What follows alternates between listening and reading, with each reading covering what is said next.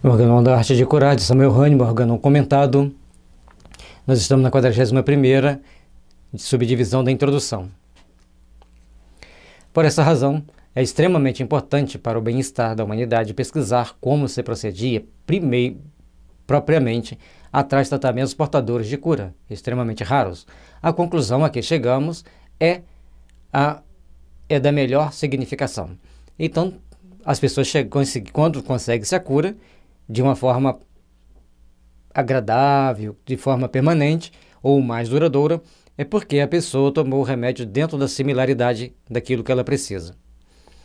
É que tais tratamentos sempre ocorriam nas mesmas condições da doença a ser curada, portanto, por meio de medicamentos cuja força homeopática era capaz de provocar uma doença semelhante. Sempre é possível tratar quando provoca uma doença semelhante. Ocorriam de maneira rápida e duradoura através de medicamentos cujos receitadores, mesmo em contradição com os ensinos de todos os sistemas e terapias dominantes, eram apanhados, assim como por acaso, muitas das vezes, sem mesmo saber ao certo o que e por que faziam tal coisa. Então, ao entregarem o remédio para a pessoa tomar, estava entregando um simílimo sem perceberem, por isso que curava. Então o remédio só vai curar se ele tiver perfeita similaridade ou similitude com aquilo que a pessoa precisa tratar. Assim, contra sua vontade, a necessidade da única lei curativa natural, a lei da homeopatia, deveria confirmar de fato uma lei curativa que nenhuma época médica cega de preconceitos e esforçara por encontrar, apesar de tantos fatos e tão inumeráveis indicações, nos conduzirem a ela. Então estava tudo sendo conduzido para que eles pudessem entender, tudo estava sendo conduzido para que eles pudessem compreender, mas então vem o mas, sempre depois do mas tem as várias condicionais. Então as pessoas não chegavam a entender que ali estava tendo a similitude. A lei da similaridade ou da similitude estava presente para ter aquela cura. Ao passo que eles queriam acreditar da forma que eles acreditavam. E, aliás, esse negócio de acreditar da forma que acredita é uma coisa extremamente complexa na humanidade. Por mais que a gente tente estudar as mentes humanas, existem determinados fatores que a gente não consegue ultrapassar, que a gente não consegue captar. E isso é fundamental para que nós consigamos hoje entender determinados princípios importantes para que a gente alcance as verdadeiras curas, os verdadeiros processos de melhoria dos adoecimentos. Pois até a prática de meios caseiros exercida pela classe não médica, dotada de saudável senso de observação, muitas vezes julgou tal tipo de cura como o mais seguro e o mais fiel. Então eles usavam e achavam que ele era o mais seguro, o mais fiel, mas não sabiam que estava usando a lei da homeopatia. Eles achavam que era um contrário, que estava dando certo naquela situação.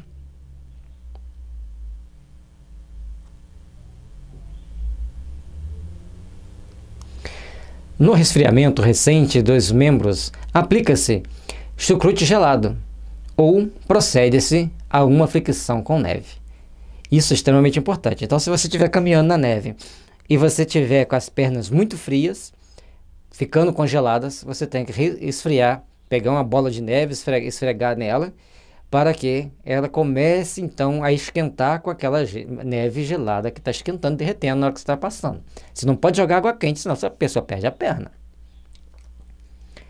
Baseado em tais exemplos, retiramos da medicina caseira, H.R.M. Lux constituiu seu suposto método curativo através do mesmo e do igual, chamado por ele de isopatia, e que algumas cabeças excêntricas já adotaram como o non plus ultra da arte de curar, sem saber como poderiam realizá-lo. Então, pegaram aquela técnica, já começaram a divulgar como que eles poderiam tratar com a isopatia, alguma coisa, o igual tratando o igual. Porém, se examinarmos exatamente tais exemplos, as coisas tomarão um aspecto completamente diferente. Opa. As forças puramente físicas exercem sobre o organismo uma ação bem diferente daquela da força dinâmica dos medicamentos. Então, quando você aplica uma força física, é uma força diferente daquela que os remédios são empregados, óbvio. Então, vamos lá. A ação do calor ou do frio, do ar ambiente, da água ou dos alimentos e bebidas exerce por si mesmo uma influência absolutamente pouco prejudicial no corpo sadio, enquanto o calor ou frio. O calor e o frio fazem parte da sua alternância, do processo de conservação da vida, sem constituir, portanto, o medicamento em si. Isso é uma coisa básica. Aumentar e diminuir a temperatura do corpo, nosso organismo tenta fazer essa termorregulagem de uma forma automática, ou esquentando mais o corpo, produzindo mais calor, consumindo mais energia, ou esfriando mais o corpo, dependendo da situação que a gente estiver vivenciando. Então, aí é algo natural do nosso corpo. Como entender?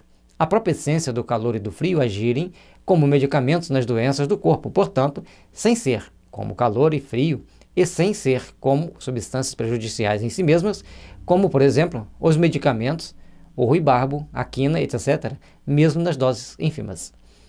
E aí, para produzir frio e calor, a quina e o ruibarbo, eles alteram a nossa temperatura, e é importante que a gente saiba usar e entenda como, quando e por que usar, dentro da lei da similitude. Conhecendo os sintomas que o remédio causa, conhecendo os sintomas que a pessoa apresenta em seus adoecimentos. Sintomas semelhantes, existe uma cura quase que instantânea. Mas apenas devido à sua maior ou menor intensidade, isto é, segundo o seu grau de temperatura, assim como para dar um outro exemplo de força puramente física, um grande bloco de chumbo machuca dolorosamente minha mão. Sem ser devido à sua essência como chumbo, pois uma lâmina fina ficaria impedida de fazê-lo, mas graças à sua massa e seu peso. Então o chumbo, uma bolinha de chumbo cair no seu pé vai fazer um grande estrago. E uma bola de algodão do mesmo tamanho, nada. Se, pois, o frio e o calor são úteis nas afecções do corpo, como os congelamentos e as queimaduras, isso acontece apenas devido ao seu grau de temperatura, na mesma forma que é unicamente graças ao máximo de temperatura que eles prejudicam o corpo sadio. Então, os extremos é que vai prejudicar. Temos que entender isso. Isso posto, descobrimos, nos exemplos da medicina caseira, que é desnecessário a aplicação de prolongada do grau de frio, ou que congelou o membro, o que o restabelece isopaticamente. Ele se tornaria completamente inerte, perdendo toda a vida. Mas sim, um frio apenas aproximado, homeopatia. Então, se a pessoa está congelada e você vai usar o frio para corrigir, você vai usar aquele frio que vai esquentando gradativamente para a pessoa voltar à temperatura, e a temperatura, esse frio vai ser menor do que o frio que a pessoa estava. Então, você não pode descongelar a pessoa, fazer um processo de aquecimento da pessoa que está muito resfriada na neve, de uma forma rápida que vai ser prejudicial. Tem que ser gradativamente, que é um processo homeopático. Conduzindo pouco a pouco a uma temperatura suportável, do mesmo modo que o chucrute congelado, aplicado dentro de um aposento sobre uma mão congelada. Então você pega alguma coisa congelada, vai aplicando na mão congelada, ele vai esquentando, a mão vai voltando à temperatura normal. Em breve se degela a temperatura ambiente e progressivamente se aquece, aproximando-se do grau +1, +2, assim por diante, até atingir a temperatura do aposento, mesmo que esta seja mais 10 graus. Então, a pessoa se congelou, não pode chegar para aquela temperatura rapidamente, tem que fazer um processo de descongelamento gradual até que a pessoa chegue para uma temperatura suportável dentro daquele aposento que ela está, com os seus agasalhos. Restabelecendo assim o membro de maneira física e homeopática igualmente, uma queimadura na mão causada por água fervente é incurável com azopatia mediante nova exposição à água fervente, mas sim através de um calor um tanto mais fraco. Então, queimou a mão com água quente, aí você tem que aquecer a mão e ir resfriando gradativamente para que aquela queimadura suma. Mergulhando-a, por exemplo, em um recipiente contendo líquido aquecido a 60 graus, cuja temperatura diminui a cada instante, adquirindo, finalmente, a temperatura do aposento, com o que a parte queimada é novamente restabelecida através da homeopatia.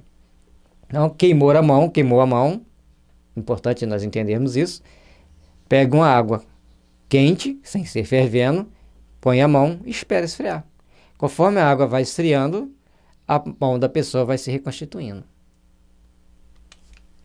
Logicamente, se a pessoa sofreu uma grande, severa queimadura, vai procurar um hospital, mas que eles também têm que saber que tem que fazer esse processo de reversão para corrigir a queimadura.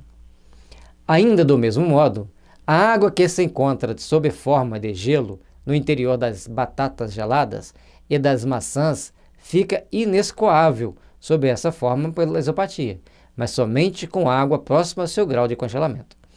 Então, se a batata está congelada, você tem que botar numa água bem fria para que ela descongele. Da mesma forma a maçã.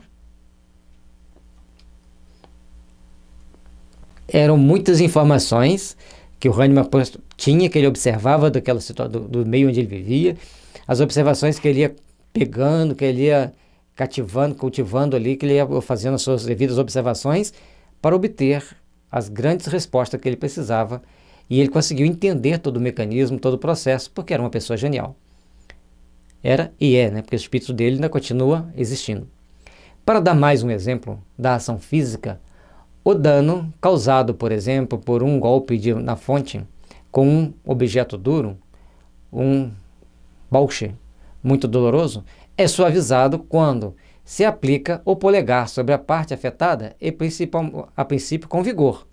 Então, tomou uma pancada, você aperta e vai soltando o dedo gradativamente para tirar aquela dor.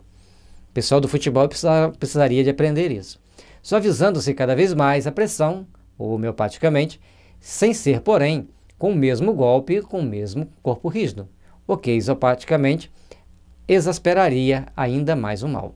Então, se você bater, tomou uma pancada, bateu de novo, vai doer, mas apertou e vai folgando, aí aquela dor desaparece. A genialidade do Hahnemann, observando uma série de situações onde os benefícios da cultura popular trazia benefícios para todos. O que é igualmente relatado como cura pela isopatia no referido livro, como o caso de certas contrações no homem e uma paralisia nos rins de um cão, ambas causadas pelo resfriamento, que foram rapidamente curadas com banhos frios e, erroneamente, explicado como isopatia. Então não é isopatia, é homeopatia. Então a pessoa estava com problema, o cão com paralisia nos rins, porque estava congelando os rins, então foi dando banhos frios, com água cada vez mais quentinha, mais quentinha, mais quentinha, até que ele voltou ao normal. É importante entender o mecanismo, entender o processo, para se chegar ao resultado final. Se tentar aquecer de uma vez, vai dar problema, vai criar um problema ainda maior. Os sofrimentos devidos aos resfriamentos só têm de frio o nome e frequentemente ocorrem em organismos predispostos em virtude, muitas das vezes, de uma rápida corrente em organismos predispostos em virtude de muitas vezes de uma rápida corrente de ar que, aliás, nem chega a ser frio. Aí, esses resfriamentos que as pessoas passam é uma predisposição que ele já tem, aí toma aquela corrente de ar, ele fica resfriado. Os diversos efeitos de banhos frios no organismo vivo, em estado de saúde ou de doença, devem ser observados sob o conceito multidisciplinar e sob amplo aspecto, para que sobre ele se possa fundar um sistema com tamanha temeridade.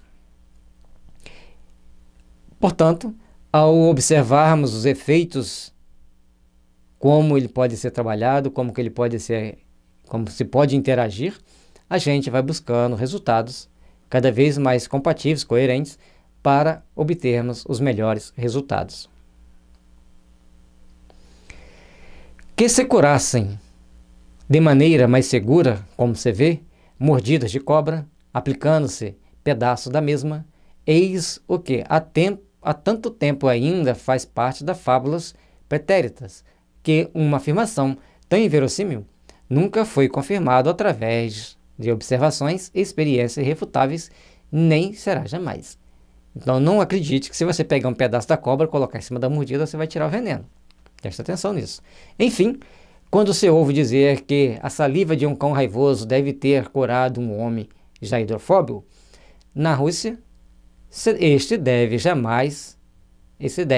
jamais induzirá um médico consciencioso à prática da imitação perigosa ou a construir um sistema tão inverossímil e tão incrivelmente expandido, como o da chamada esopatia, com a qual os excêntricos papagaios contribuem, sem ser o modesto autor do livro Die Isopathik der Contagionen Leipzig em comum, principalmente o Dr. Gruber.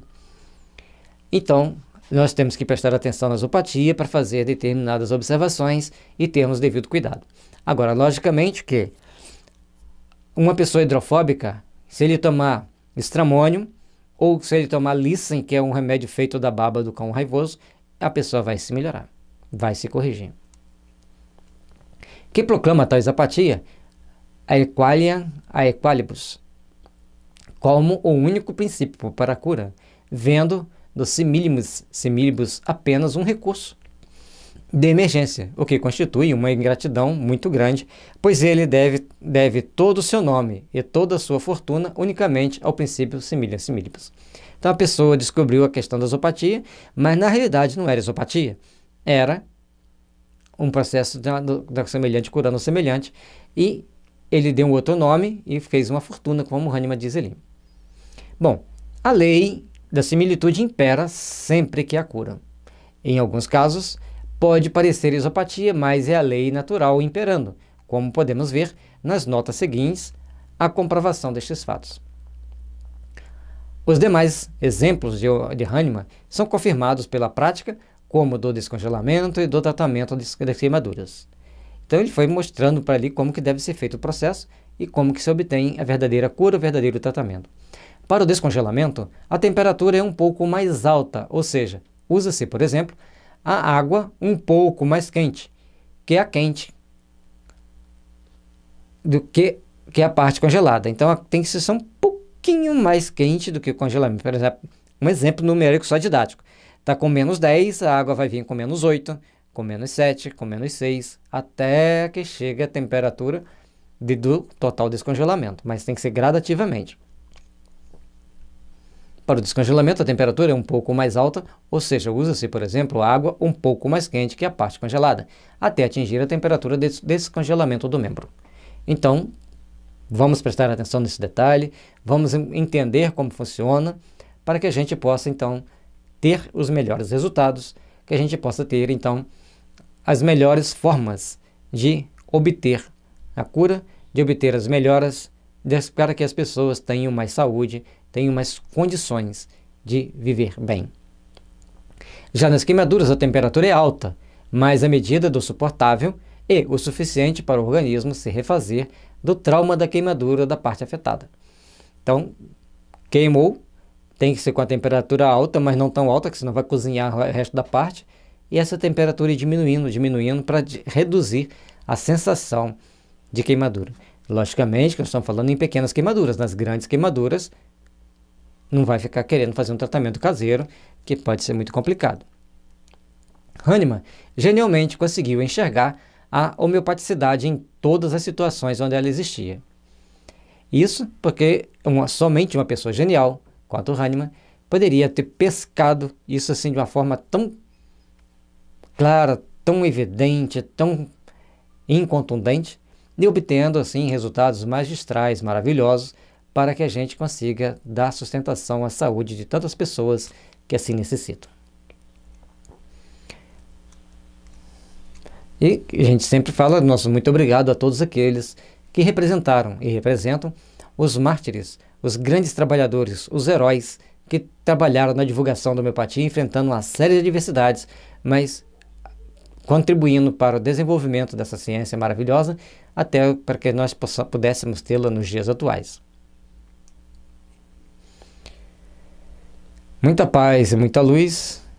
E as realizações. Procuremos cada vez mais entender a homeopatia, como que ela funciona, de que forma nós podemos nos tratar melhor e termos melhor saúde.